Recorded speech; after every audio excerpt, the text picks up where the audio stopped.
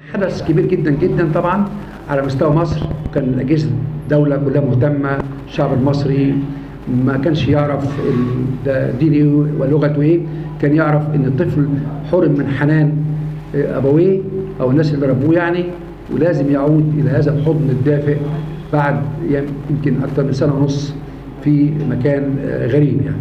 وكان الحقيقه يعني الحمد لله تعاطف الشعب المصري كان عظيم جدا جدا في انجاز هذه القضيه. يعني ربما انا بذكر هذا الموضوع عشان بس اوضح نقطه صغيره. كان حصلت لبس ان الناس كانت متوقعه يطلع شهاده باسم شنوده. طب ليه طلعت شهاده باسم يوسف؟ شهاده الميلاد باسم يوسف لان كان في اجراءات لازم تعملها مدام امال في وزاره التضامن، اللي هي اجراءات الكفاله او الاسره البديله. فدي مهمه جدا، اجراءات طبعا لازم فيش تشبيه، ولازم خلو من الامراض المعديه، وتاخد دوره 3 ايام في الاسر البديله، يعني 11 بند. فدي عشان تعملهم عاوزاها مش اقل من شهر، وبالتالي كان لازم ينفذ قرار النيابه.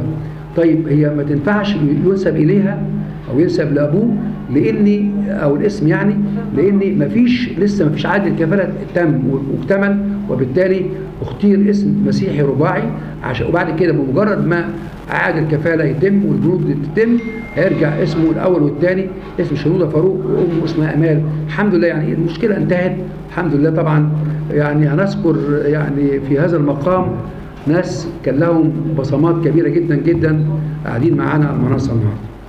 طيب وبالتالي ان الموضوع النهارده اللي اتكلم فيه طبعا زي ما حضراتكم عارفين ان صدرت فتوى من دار الافتاء وصدرت فتوى من الازهر الشريف، وكان الحقيقه عامل كبير جدا جدا في رجوع الطفل، وطبعا مهم جدا. وبالتالي النهارده نشكر يعني مشايخ الازهر بكل علماء، وعلى راسها طبعا فضيله الامام احمد الطيب والدكتور شوقي علام مفتي الجمهوريه طبعا، وعلى راس الكل فخامه الرئيس عبد الفتاح السيسي طبعا والاجهزه القضائيه، وعلى راسهم طبعا معالي النائب العام.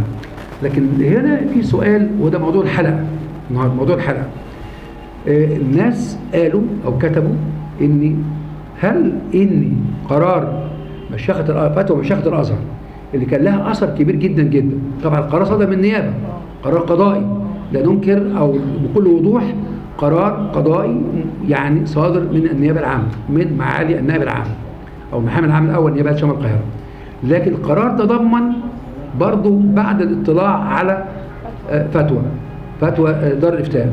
فهنا بقى البعض يعني خدنا في منحى تاني خالص وقال لنا يعني الله، هو الموضوع ده كان مصدره ديني، يعني ما كانش الازهر تدخل ما كانش هيجي الولد.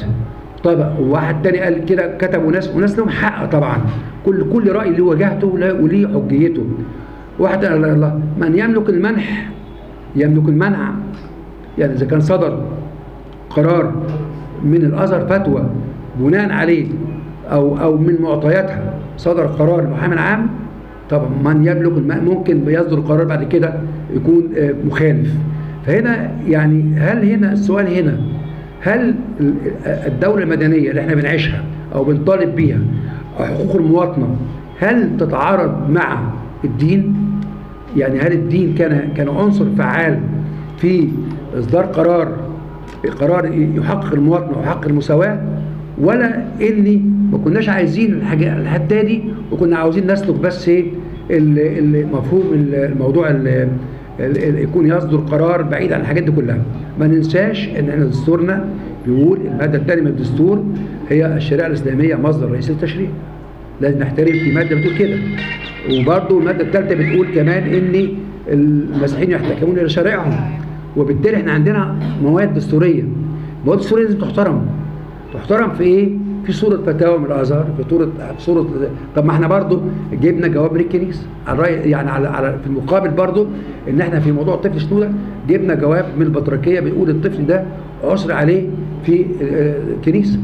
طيب ما احنا برضه يعني زي ما جبنا فتوى من الازهر برضه جبنا جواب من الكنيسه عشان بس رد على هؤلاء اللي هم الحقيقه انا بحترم وجهتهم، لكن هم يقولوا الراي ده وجيه ونحترمه، لكن ما يشككوش في مصداقية ما حدث، وما يشككوش في ان الدولة بكل اجهزتها ماضية قدما وعازمة على تحقيق المواطنة يوم بعد يوم. احنا شوف ما ننساش الرئيس السيسي اول رئيس من 70 سنة يزور الكاتدرائية.